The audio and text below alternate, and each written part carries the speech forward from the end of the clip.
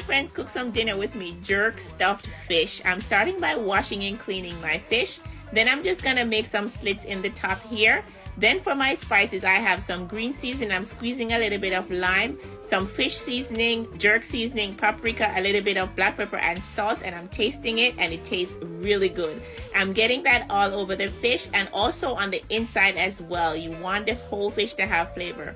For my veggies, I'm using some bok choy, some okra, as well as some carrot, some onion, as well as some garlic, some habanero pepper. This is, sometimes I have scotch bonnet. I have some garlic and some carrots. You can use any vegetable you like, as well as a little bit of tomato. I'm just gonna use the rest of the seasoning that I reserved and mix that all over, and it tastes really good on the veggies. So I have some parchment and foil laid down, and I'm putting the mixture on, and then I'm stuffing the fish as well with some butter.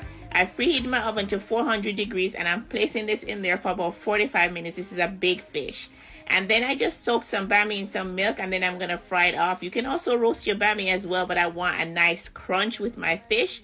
And the fish came out so good. I think the lemon juice did a number on this fish. It's so flavorful. And I get that nice crunch from the bami. Absolutely delicious.